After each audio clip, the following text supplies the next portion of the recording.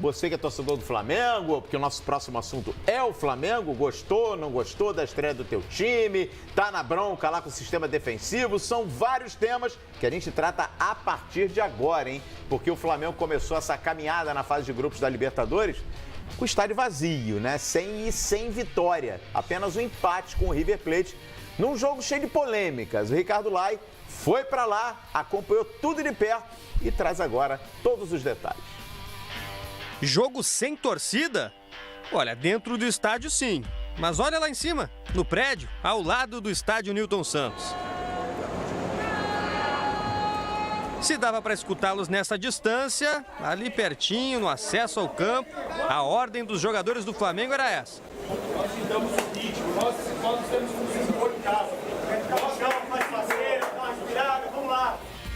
Na prática foi difícil, jogo equilibrado, com pouquíssimas chances de gol. Henrique Dourado deu o chute mais perigoso no primeiro tempo, que não ameaçou tanto assim. O lance que causou barulho nem foi um chute, mas o toque de Zuculini na área e o pedido de pênalti do Flamengo.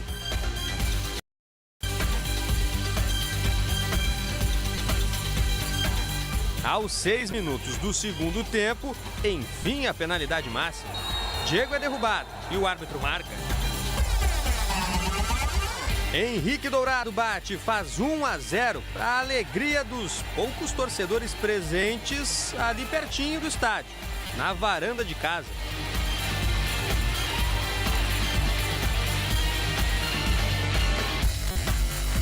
A comemoração durou pouco mais de 1 minuto, porque o River empatou com o Rodrigo Mora, de cabeça. Um lance que causou muita reclamação do Flamengo.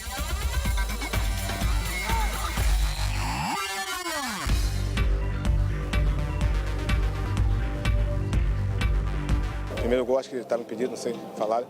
Do lado argentino, insatisfação também. Enzo Pérez pediu pênalti e não levou. Quem ouviu foi o seu amigo dos tempos de Valência. O argentino saiu de campo substituído e xingando Diego Alves. Independente do time que joga, acho que a amizade prevalece. É lógico que eu quero ganhar. Se tiver que brigar, vamos brigar. Se tiver que xingar, vamos xingar. Enzo Pérez deve ter ficado mais bravo ainda quando o Lucas Paquetá encontrou o Everton e dominou com estilo e fez 2-1.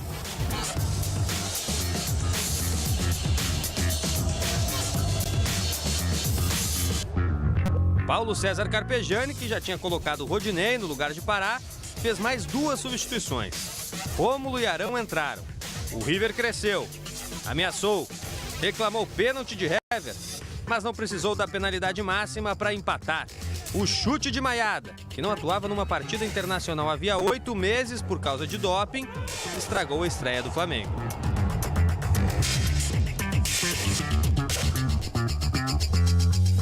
Acho que essa equipe precisa, na realidade, é jogar. Jogar. Vamos para o próximo jogo da Libertadores, vamos desligar a chave agora, vamos o próximo domingo, tem um jogo importante. E depois, quando formos jogar com o Emelec, será um jogo muito importante, decisivo, e vamos encarar isso com a obrigação de ganhar, porque eu sempre falo a eles, independente de quem quer que seja, onde é, a obrigação é nossa de ganhar. O Flamengo ficou 2 vezes à frente do placar, mas não conseguiu vencer na estreia na Conmebol Libertadores. Empatou com o River Plate aqui no Newton Santos. O centroavante Lucas Prato não fez gol, mas fez um barulho com a declaração a respeito da opinião dele sobre o time do Flamengo. O Flamengo é um time de bom jogo, mas não de tanta pegada. Ele tem a opinião dele, a gente sabe do nosso time, sabe que o nosso time tem pegada. Aí se ele quis fazer graça para alguém de falar essas coisas, já não é com a gente. O importante é a gente continuar firme. Infelizmente, com um erro da arbitragem, como eu já disse, e um chute de fora da área. Mas nossa equipe demonstrou sim ter uma pegada, temos que sempre procurar evoluir. Não vamos ficar satisfeitos.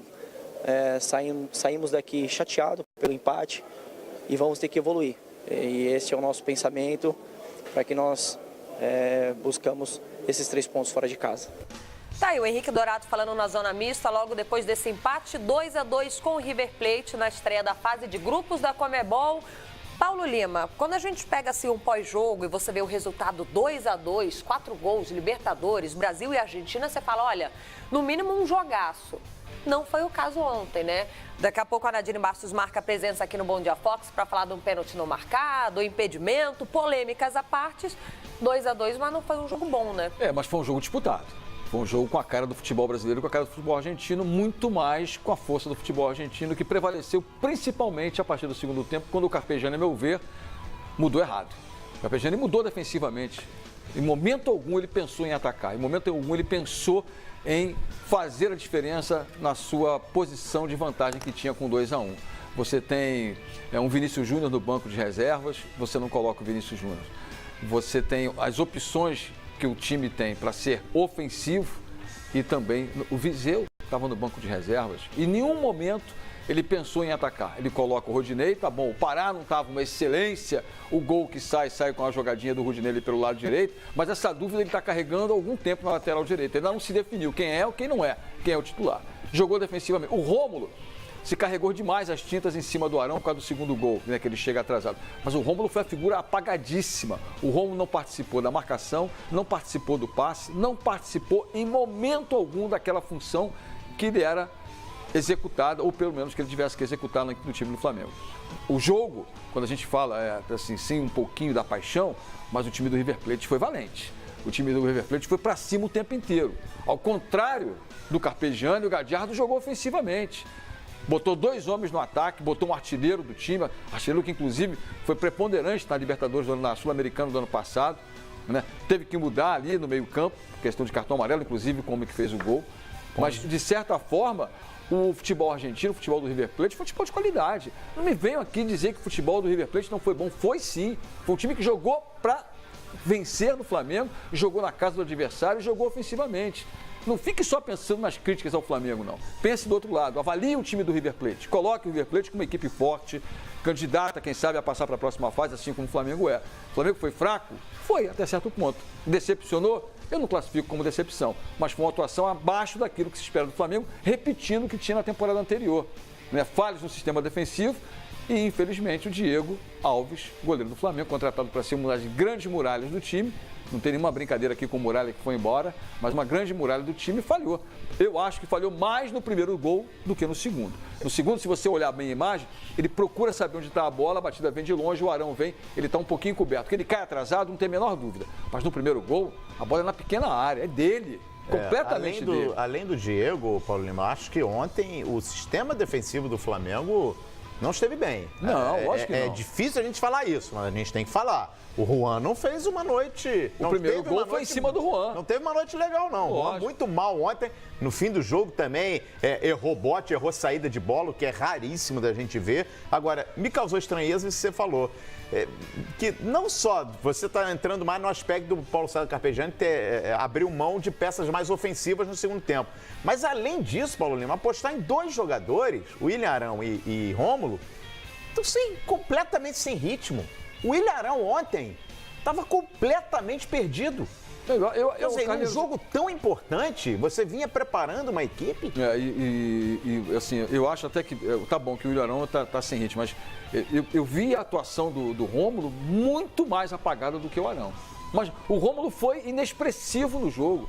Você, em casa, torcedor que acompanhou o jogo, que viu, ou que pelo menos acompanhou os melhores momentos, ou que se informou sobre isso, o Rômulo não fez uma jogada que sequer, uma.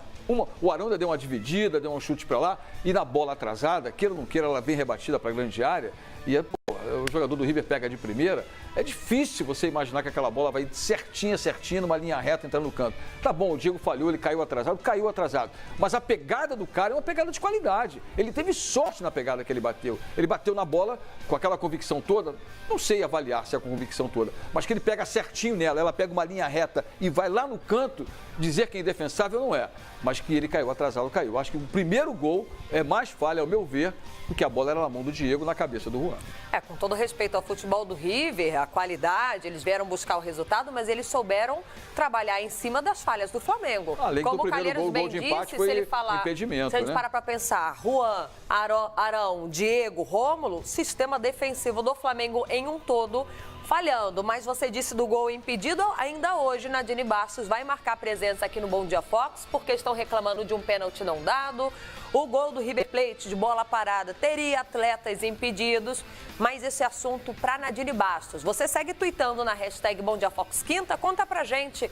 Chegar na Libertadores, empate em casa, foi muito ruim, foi péssimo, ok, era estreia? Manda lá pra gente. Enquanto isso, Paulo Lima, vamos traduzir o jogo em números? Para ver se de fato os números são compatíveis com o que nós acompanhamos em campo? Olha só, o Flamengo chutou a gol 9 vezes, o River Plate chutou 11.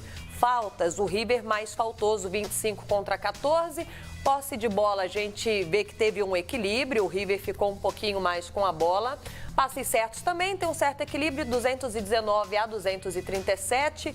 Passes errados, o River errou muito mais, já que não teve tanta diferença, né, Calheiros, na posse de bola, tá equilibrado. Cartão amarelo, 4 para o Flamengo, 3 para o River Plate. Ninguém saiu de campo com cartão vermelho. Paulo Lima, traduz o que a gente acompanhou em campo, um jogo equilibrado? Equilibrado. Agora, você vê pelo número de faltas como o River parou o jogo, né? E é característica do futebol argentino, aí é o que o Prato fala no final do jogo, né? A pegada do Flamengo é diferente. O Flamengo não tem essa marcação eficiente com o Diego no meio-campo, né? Não tem essa marcação, até mesmo como joga o Flamengo, na característica que joga o Paulo César Carpegiani, é um time que joga muito mais para frente. O Everton Ribeiro não é de marcação, o Paquetá não é de marcação, de pegar, de fazer faltas, o Everton pelo lado esquerdo também não é. E o próprio Henrique Dourado não tem essa característica de marcação pesada. Eles não, eles vieram para cá conscientes de que a péssima colocação no Campeonato Argentino, a chance que o River tem de voltar a aparecer, principalmente dentro do futebol da Argentina e na Libertadores da América, é agora. Contra quem? Contra o Flamengo. Pesa a falta de torcida? Até certo ponto pesa, né? Porque você tira um pouco do clima do jogo. Mas não se justifica a atuação do Flamengo, não se justifica. O time fez 1-0, levou um gol com impedimento, que a Nadine vai falar, virou o placar no 2-1, estava bem, estava tendo mais oportunidades, e aí, a meu ver, entra exatamente o recuo demasiado do Carpegiani, que ao invés de jogar com o Vinícius Júnior, jogar com o Viseu para matar o jogo, para empurrar o River para dentro do seu sistema defensivo, não, traz o River para dentro do seu campo, e foi o que aconteceu. O River massacrou o Flamengo, né? Assediou o Flamengo dentro de campo, imprensou e foi criando situação, até que numa bola espirrada, o cara pega de primeira, o Diego cai um pouco atrasado, vem um empate, já praticamente no apagar das luzes, o que deu aí os números finais da partida. O Flamengo estava encaminhando aí um bom resultado. Ótimo resultado. O River Plate já na estreia seria o ideal. Concordo com tudo que você disse aí. Agora, o Flamengo tem que aprender, porque isso aí é a cultura da Libertadores, Lili. O jogador não tem essa característica, então tem que ter, tem que aprender a ter, porque não vai conseguir boas campanhas em Libertadores se não tiver esse aspecto de disputar lance a lance. Quando não tem a bola, os 10 jogadores têm que marcar. Tem que acreditar, É o que o River fez ontem, nós falamos aqui durante a semana. Né? O River é 21º colocado no Campeonato Argentino, chegou ao Rio de Janeiro e ontem completou 7 jogos sem vencer fora de casa, mas você viu um time que briga por todas as bolas. A gente destacou que a Libertadores muda, né? E normalmente, Paulo Calheiros, os times da Argentina, eles sobram no quesito raça.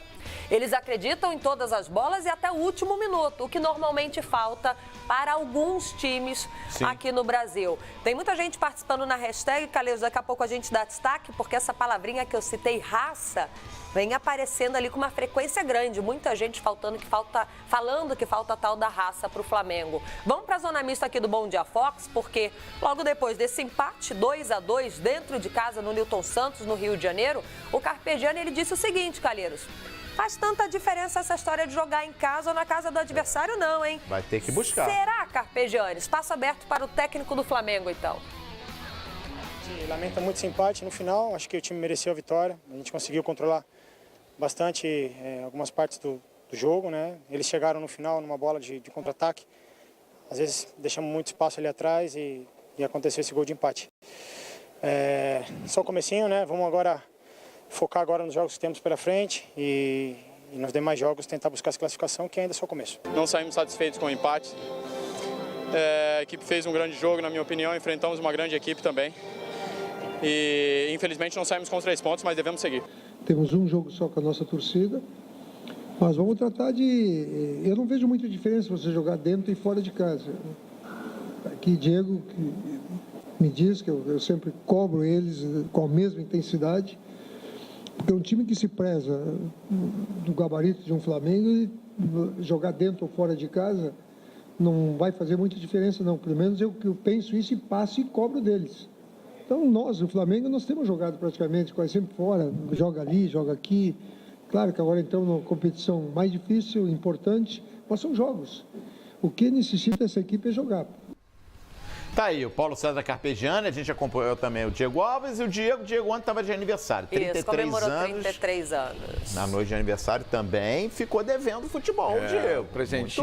Presentinho que ele deveria dar à torcida do Flamengo. E o Carpegiani, né, Paulo Lima? Não é mistério algum que ele disse ali. O Flamengo está mais do que vacinado, e principalmente no ano passado, aprendeu. Se não somar ponto, ainda mais agora, depois desse resultado, se não somar ponto fora de casa, um abraço, vai ser um novo fiasco em 2018. E ele tem toda a razão quando você fala que jogar fora de casa não deve ser um susto, gente. É claro que você tem que jogar na casa do adversário. O campeão da Libertadores nos anos passados ou mais recentes não venceram na casa do adversário para chegar ao título. Lembra-se que o Corinthians foi campeão invicto. Né? Venceu o Boca lá dentro. Assim como outros grandes clubes, o Paysandu já venceu o Boca dentro da Bomboneira e tantos outros clubes brasileiros passaram por lá, mais recentemente o Fluminense. E a história vai, tô falando do Boca, porque a gente sempre vê a Bomboneira como um caldeirão, né, aquela coisa toda. E vencer também no Monumental de Nunes não será novidade. Agora, a qualidade do futebol do Flamengo tem que ser melhorada muito, muito. Insisto, ao meu ver, a postura defensiva do Carpegiani foi o que me chamou a atenção. No segundo tempo, que o Flamengo precisava matar o jogo, depois de 2-1, não pode colocar o Rômulo sem ritmo, já tinha falhado no Fla-Flu, já não é um jogador que tenha o prestígio, até com o elenco aparentemente, e com a própria torcida, e naquele momento, talvez a melhor opção fosse colocar o próprio William Arão ou não o Rômulo. E depois você tira o Everton e faz mais um sistema defensivo, não tinha ninguém no ataque ontem no Flamengo, ninguém. Você deixou o Henrique Dourado perdido lá na frente. Everton, Ribeiro e Diego já cansados ao final do jogo, né? Sem energia e, consequentemente, o River foi para o jogo. Né? O River foi para o jogo, o tempo inteiro o River foi para o jogo e o Gadiardo mexeu lá na frente, incomodando o sistema defensivo até conseguir o gol. Você citou aí, Paulo, o Everton Ribeiro, e isso me chamou muita atenção ontem, porque a gente sabe que ele vem sendo preparado, ele como tantos outros atletas, para a estreia da Libertadores. E na hora que o Carpegiani decide sacar o Everton Ribeiro, parecia que ele estava jogando 3 jogos ao longo da semana, muito cansado, sentiu muito o ritmo de jogo ontem, saiu assim, era nítido o cansaço do Everton Ribeiro. Bom, a gente segue falando sobre a estreia do Flamengo na Libertadores, daqui a pouco nós vamos falar do Corinthians e, claro, do Santos e Palmeiras, que começam hoje a disputar a fase de grupos da Libertadores. Agora, Paulo Lima, teve polêmica em campo, com gols, com arbitragem e no microfone também, Paulo Lima. Sabe aquela corneta bacana para animar o pós-jogo? Veio através do Lucas Prato. Pois é, vamos ver o que o argentino disse logo após esse empate em 2-2. Prato na tela. Nada, se la pasó hablando de que no le pitaban ninguna falta. Le cobraron un full de penal que no creo que haya sido existente, pero bueno, en el primer tiempo lo que le dije era eso, que no cobraba para ninguno de los dos, que el árbitro no estaba teniendo un buen partido para ninguno de los dos. Somos locales, me dijo, yo quiero ver en la casa de ustedes a ver si hacen eso, y le dije, ustedes no están jugando local, le digo, la cancha de Botafogo, le dije. Así que, no, la cancha de Botafogo, así que medio se enojó, pero bueno, tenemos buena relación de habernos enfrentado varias veces el año pasado. Tá aí o Lucas Prato polemizando, agora vai a cornetinha aqui, Lucas Prato. Teu futebol ficou lá em Belo Horizonte, hein? Passou pelo São Paulo mas também. Mas isso aqui que ele fez pós-jogo foi o da noite inteira, né? Porque em campo... Provocação. A gente viu ali o Enzo Pérez. Boa, viu, galera? O Enzo Pérez foi companheiro do Diego Alves no Valência, também provocou o Diego Alves, enfim. Mas fato é, olha, cornetas à parte, bom humor à parte, o Prato tem que jogar mais bola, hein? Mas olha, até ontem o River, em função da maneira como jogou, assim, ele não teve aquela característica que tinha no Vélez e tampouco na boa fase que teve no Atlético Mineiro e uma fase até menos expressiva no São Paulo. Mas ele é um cara importante no River, né? E ontem foi muito importante, não pela necessidade que teve de alguns momentos de ser decisivo, mas ele compôs bem o meio-campo e dificultou ali a tarefa do Juan, como você falou que não foi bem, do próprio Hever. Ainda está longe do futebol que a gente viu ele brilhar no Vélez, recentemente na seleção da Argentina e principalmente no Atlético Mineiro. Estou com você, cara. Eu acho acho que ele esqueceu um pouquinho o futebol em Belo Horizonte. Mas não dá para apagar a qualidade do Lucas Prato nesse momento no River, não. Cornetas à parte, o importante é ter bom humor, né? Foi pós-jogo, não teve essa questão problema toda nenhum. aí do microfone, eu não achei que foi uma... Daquela cornetinha que eu acho válida, Paulo Lima. Eu acho válido 2-2 na casa do adversário, já que ele disse que a casa é do Botafogo, né? É verdade, a casa ali é do Botafogo, mas... E o detalhe, Lívia, até com bola rolando, é bom a gente falar isso. A rivalidade Brasil-Argentina, a Libertadores, foi um jogo quente, foi um jogo pegado, disputado, mas tudo dentro do limite. Não foi desleal. Tudo dentro do limite. Tanto é que você apresentou os números 7 amarelos. Nenhuma expulsão. Assim, tudo dentro do permitido. A gente volta a falar do Flamengo ainda hoje aqui na tela do Bom Dia Fox. Agora o nosso assunto é o Corinthians, que também estreou na fase de grupos da Libertadores, só que o Corinthians, esse aí ficou no empate com o Milionário.